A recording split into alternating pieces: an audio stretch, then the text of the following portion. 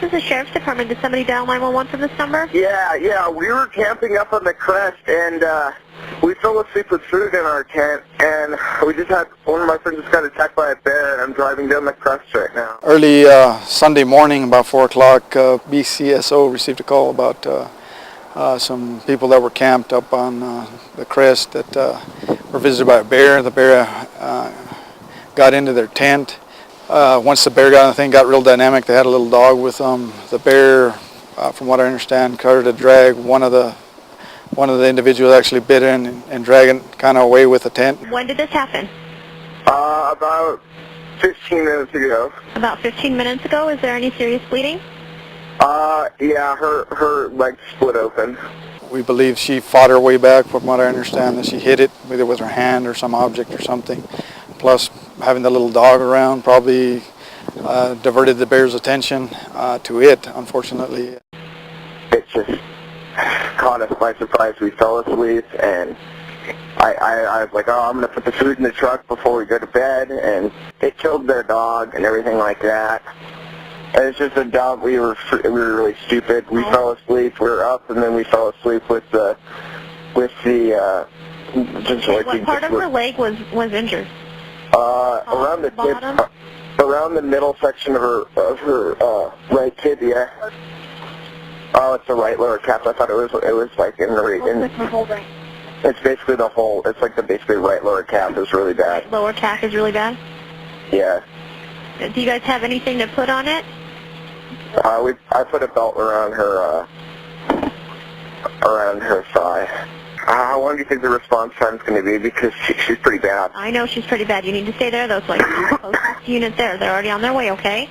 All right, thank you. So you need to stay there and stay with me on the line. I need to keep them updated on her. Okay. She got away. They got her to UNMH hospital pretty quick. We then were called out, and our primary thing is to try to find the scent of the bear while it's nice and cool.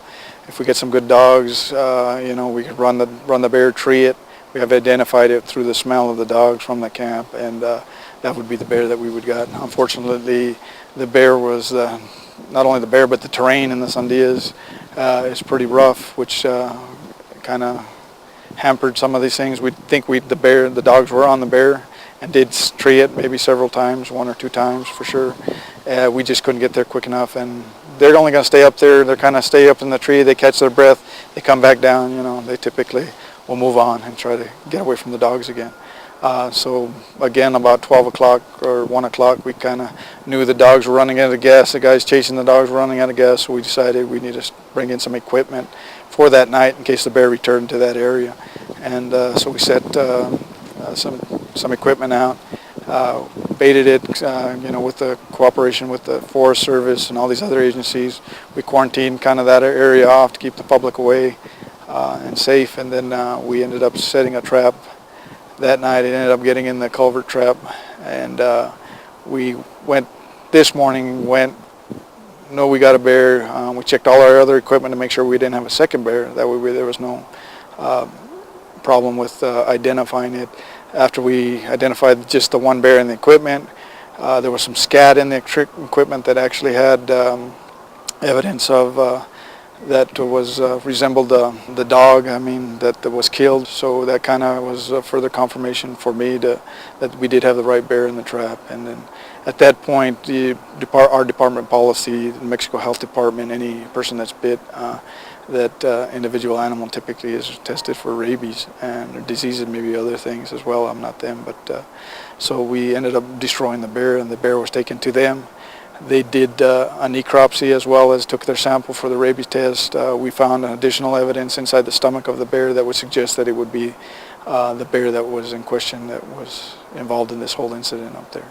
The biggest thing is we try to educate the people about going into that kind of environment where there might be a possibility of coming across a large carnivore, either a bear or cougar or something like that. You got to be a little bit educated about what to do with your food, and obviously the big thing is keep your food source away from where you're sleeping.